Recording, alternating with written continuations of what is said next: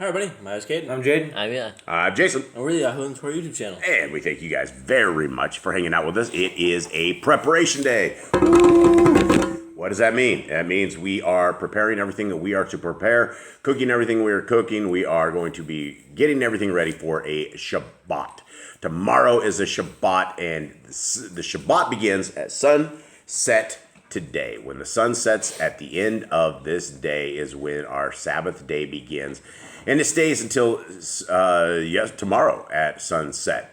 And so there are a lot of people with a lot of different views on this whole thing. And I don't believe this is a salvation thing, but it is very clear to us when we read scriptures that based on Genesis 1, that evening and morning, based upon how they have it, is a day. It's evening and morning. And so this is why we celebrate our Shabbat the way that we do. And when you study and you research what a Hebrew day is, it is very clear that the Hebrew day was beginning at sunset.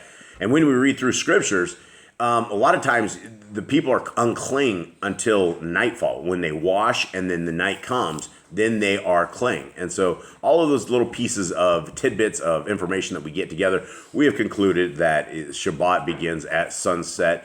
And a Shabbat is a day of rest. It's a day we don't go anywhere. We don't do anything.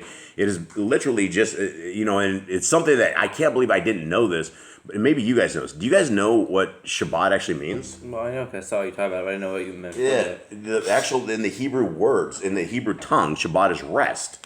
And so I didn't know that. And so, and I don't know how I didn't know that, but now I know. And so now you guys know as well. So that is where we are at. And so we are hoping you guys will obey the laws, statutes, and commandments. And there is a tremendous amount of things in scriptures that talk about the Shabbat and how it should be. And so hopefully you guys will get down with it and keep the Shabbat. And it's the beginning of commandment keeping as well. All right, so Jade, give us a quick recap of exactly where we were into our... The last couple chapters have been just them dividing the land, talking about every place, then trying to go over the map, trying to find the spots, and so we've been listening to them, how they divided their land, how the 12 tribes each got a part of the land, and how many nations, some were big, some were small. And the maps aren't exactly accurate, and some people may be making documentaries on them. Yeah, some people may be making documentaries on them. Before we get into that, we need a sound effects for our wise owl friend, Brother Glenn, but not quite yet. So the drum roll remember, it's our sound effects. Yeah, it's our sound effects. So prior to this, guys, we want to take you guys into this. This is Yah Scriptures, and a lot of people have always wondered how you can support Boss Clan, and Boss Clan can be supported like this. And when I say supported, there is no money that ever comes into our hands at all for any of this. There's one account that is only for prisoners, and what we're trying to do is we're trying to build a prisoner ministry. So if you are willing to be generous enough to help us with the prisoner ministry, this is how you can do it. We're attempting for every book that is sold, to get one full book into the U.S. prison system. And we have a tremendous amount of people in the prison system that we talk to on a weekly basis. We love them all. We've become tremendously good friends with them. They tell us their woes and their darkness and all the crazy stuff they have going on. We are helping a lot of them as they are seeking the right foods to eat inside of a prison system. And they are guys that have just made mistakes, and every single one of us could easily make these same mistakes and end up in a U.S. prison system. In fact, 1 in 3, it used to be 1 in 4 people in the United States of America have been in jail at one time. Now it's 1 in 3 have been in jail. That's 33% of everybody, because the U.S. prison system is so crazy and there's so many different laws in the United States. It's really, really easy to get caught up in this. And so these guys that we talk to are amazing people, and we send them pieces of all the same scriptures that we're reading on YouTube. We send them every single week. And so I write up a letter to them on a response, and then Eli goes through and goes and finds out where we were at, and we copy and paste, and we can send them, how was it, 20,000 characters? Yeah. So we can only send them 20,000 characters, so we've been sending them the books of the Nazarene, the writings of Abraham, the testament of the kids. And all of these books, all of these you can find in this $64 book. You will never find a better deal on this book. And this is why it is the greatest English translation anywhere. It has 103 books, everything in the Apocrypha. that we could find that it should be in the Apocrypha for now is there, and it's large print. And so these books are very amazing. They're very big books, and we are very excited. They will be available at the end of February and March, but we're pre-ordering right now. So that's how to help Boss Clan. Boss Clan is helping the prisoners, and those are the people that we love truly. Okay, Jaden. Actually, let's do before we do this. Let's do our That's our sound effects for Brother Glenn. That's how we do it. And wife's over there smiling from over there. She's like, "What are you guys doing? Crazy people." Anyway, we got this from Brother Glenn yesterday, and it may be more of a closer map because we have just been struggling with this. Because after I got done with yesterday's reading with you guys, I just was shaking my head that it is so bad that we cannot find a map that gives us an overview of all of this. We have some maps that tell us some things here and there, but every single map, and this is the new map, but every single map has things a little different. Some have Manasseh together, some have a little town of Dan up at the top, some have all sorts of stuff. So this is Brother Glenn's latest one that we got from BibleCA.maps, and it's a little, it kind of has the same stuff. So we have Dan up here, and this was the little town of Dan that we were looking at yesterday because Dan had 2 spots, and we didn't know of this. We didn't know anything of it. This map, I think, is closer because Manasseh isn't exactly right here. The interesting thing on this one is the land of Yehuda. It doesn't actually have Shimeon's areas marked out because we know that he was within Judah right here. And so that gives us a little bit clearer picture. But this might be closer than what we have. But again, it's really hard to find all of these old areas because a lot of them aren't called this anymore. And so all I was really frustrated at is that we cannot find a large overview of what it says in Scriptures because it just doesn't seem like the people who make the maps very good. So maybe this is one of the projects we'll have to do in the near future is like find a map that works and map out all these little towns where we think they are according to Scriptures and see if we can actually get a map together that works according to what Scripture says. But until then, we are going to continue reading. Okay, is everybody ready? Yes. Anybody have anything? Anyone have any jokes? This is a really, really short lesson. Anyone have any other jokes? Anyone have anything good? Anything have stories of the jungle? You guys have anything? What have we done recently? Is there anything wild in the jungle? Is there a day you don't get bit by bugs? No. The only question is how many bug bites do you get? In fact, the other day I was swimming with our dogs in the pool. And underwater, I got bit twice underwater. I reached my hand back to my back. I grabbed a little bug that was on my back. I rip it up. It's this little black thing. And it actually bites you under the water. And so that was one of my first experiences of these things that are able to like live and get you there. But we have these bugs here, and we call them no-see-ums. And the no-see-ums do drive-bys. And they unload their gats at us, and we never ever see them. And we look down on our arms, and there's like a little blood spot or like a welt that's starting to come up, and you get them all the time. It's like down here in the jungle, I probably get no less than 15 bites on the course of a day throughout my day, and that's about my jungle story. Is it that bad? Do you guys get bit a lot? I don't know if I get bit. I don't know, a couple of days. I don't know if it's that many. It's usually like, I know at the end of the day, I always have 1 or 2 on my ankles. Yeah, and Cade's the only one that can like walk around here with like no socks on or something, or like barefooted, without any kind of shoes. He's like, what's that little cartoon dude's name from back in the day? The guy with the big feet? Bam Bam. Wasn't it Bam Bam? Like he used to walk around with no shoes on like that. He's the only one that's able to do that and not get owned. If I would not wear socks, if I do not wear socks here, my feet get drilled by these bugs, and it is terrible getting bit on the feet. What's the worst spot to get bit on? Bottom of the foot. Bottom of the foot? Anyone? Eli? Yeah, bottom of the foot and palms. The hands. The hands are terrible, yeah. Palms aren't good at all. I agree with that. Both the back of the hand, but the palms are. I think the bottom of the feet are by far the worst. Yeah, bottom of the feet suck. Yeah, but Cade, you're the man. Get bit like that. Yeah, weird. Yeah, dude's a wild man. He's cool. All right, so here we go. Chapter 20.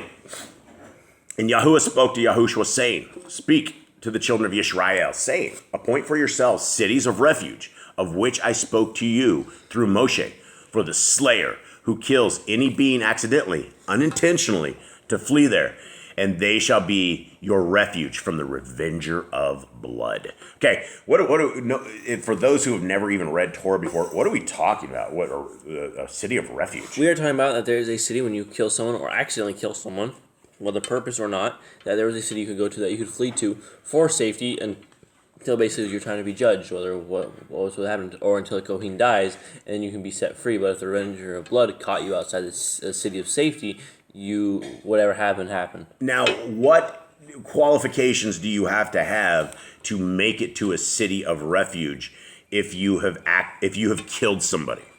It has to be accidental. It cannot be on purpose. If it was on purpose, you will get tax. Eye for an eye, baby. Yep. 2 for 2. They said do the Revenger of Blood. Yep, the Revenger of Blood's going to get you.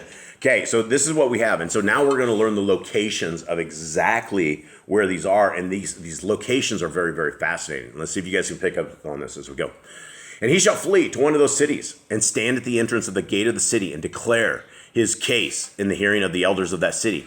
And they shall take him into the city as one of them and give him a place, and he shall dwell among them.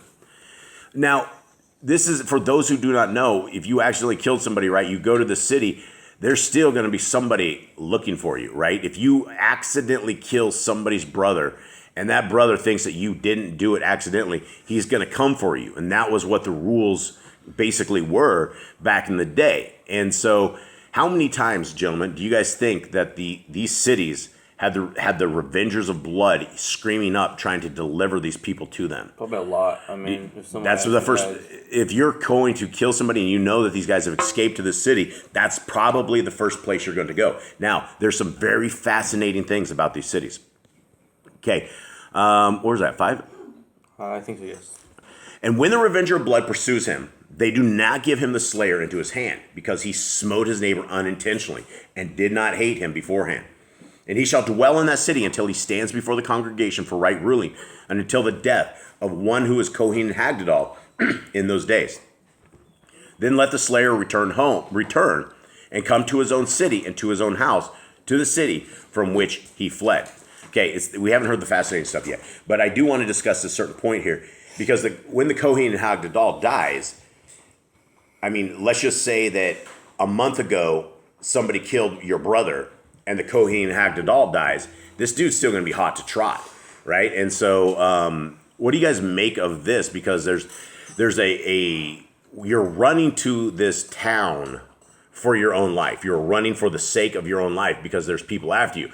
Now, you're supposed to stay there, and this is basically, it says when the Kohen Hagdadal dies, that's when this little part is off. Do you think that the Revenger of Blood waited simply until the Kohen Hagdadal dies? And, most of them, these Kohens probably lasted 100 years or something of the sort. So more than likely, by the time that it happened, right, you were another 70 years. You've forgotten all about this. You might have some stuff, but what do you make of this possibility that the Kohen Hagdadal dies 2 months after this, and you got the Revenger Blood on your heels for the rest of the time? Well, then I guess, I don't know, maybe I go back, but hey, I killed the guy not too long ago, can I come back in? Maybe for the new Kohen, if it was maybe there was some, if it was only within months or years, because the dude is still going to be hot, right? He's still going to be hot after a year. Probably a few years, he's probably going to be less hot, but I mean, some people carry their grudges for a long, long time, right? You kill your brother, you kill somebody's wife, right? And you're going to want to revenge for somebody killing your wife, right? That might be a lifelong thing. So these are things we don't have answers for, but we think they're very interesting to discuss. Anyone else have anything on the Slayer? No, I mean, we're commanded out to kill, but here it's life for life. So eye for an eye, tooth for a tooth. I mean, it's blood for blood. Essentially, is what the old school was. Right. Okay, 7. Okay, is that right? Yeah. 7. So they Kadosh Kadesh in Galilee, in the mountains of Naphtali, and Shechem in the mountains of Ephraim, and Kiriath Arba, that is in Hebron, in the mountains of Yehuda. And beyond the Yarden, by Jericho eastward, they appointed Betzer in the wilderness of the plain, from the tribe of Reuben, and Ramoth in Gilead, from the tribe of Gad, and Golan in Bashan, from the tribe of Manasseh. These were the cities appointed for all the children of Israel, and for the stranger who sojourned in their midst, for anyone accidentally killing any being to flee there, and not die by the hand of the revenger of blood until he stood before the congregation. Okay, what did I find fascinating about the description of this? Yeah, there's like 1, 2, and 3. They're all like in the middle. Out in the middle. They're one at the top, one in the middle, one at the bottom. Well, not just that. It's like these things are all they're in secluded cities, right? If you live in the mountains of Naphtali or in the mountains of Ephraim or wherever it was, you live in the mountains. It's a different kind of a place. You have to travel up to mountain towns. We used to live in Jackson Hole, Wyoming, and that was a mountain town. And it's just you drive up to it. There's a lot of towns. I think Aspen, Colorado is a lot like that. You have to drive up into that actual town.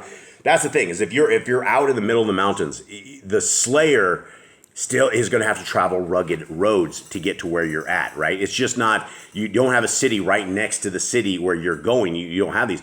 People have to make an attempt to go out there, right? Bets are in the wilderness of the plain. You're hanging out in the wilderness. You're going to have to go get water. You're going to have to make sure that you're going with this mission to go kill this guy. You're going to have to make it through the mountains, and you're going to make it to the city, and you're going to have to make it to that guy, or you're going to have to make it in the wilderness to the destination of where you're going to attempt to get to this fella or gal that you're trying to kill.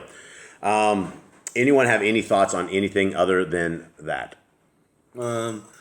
Or that. I mean, it's a good thing. I mean, if someone accidentally kills someone, there's a lot of accidental deaths in the world. So if they had a refuge, they might be safe.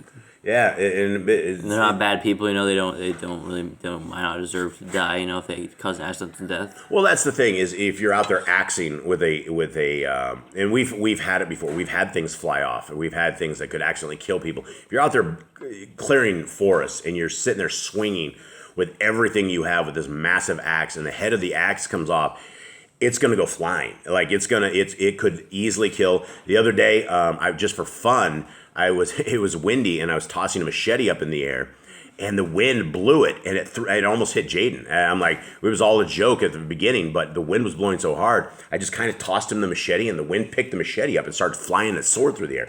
So those are all things that could be accidental things. Hopefully, it wasn't that much, but that's how things happen.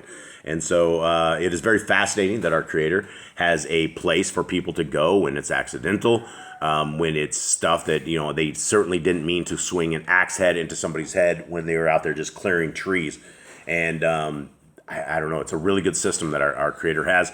I would like to know what happens if the Kohen Hagdodal dies, like a month after this happens. Do you get like another pass for the next Kohen Hagdodal in the city of refuge, or do they throw you out to the wolves? I would imagine they didn't throw you out to the wolves, just because that would just seem like real evil. But I don't know.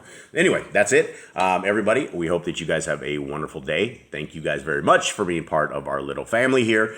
And we hope that you guys are celebrating Shabbat. We hope that you guys are not celebrating Christmas. It is getting that festive time right now that everybody is just decking the halls and doing all their satanic stuff. And it is probably the saddest time of the entire world when it comes to our Creator's understanding of what the world's at, because our Creator looks and he goes, and the entire world has Satan visit them on Christmas Eve, and Satan Claus, and literally all the little kids have been deceived, all the humans have been deceived, everybody's been deceived, and they cheer it on, and they spend all their money, and they spend all this time and everything, and it is the most wicked time of year. But yet, to the people that are enjoying Satan's lands, this is the time. And so we hope that you guys are not celebrating these wicked times. Much love to everybody. Take care. We're out. All right. Shalom.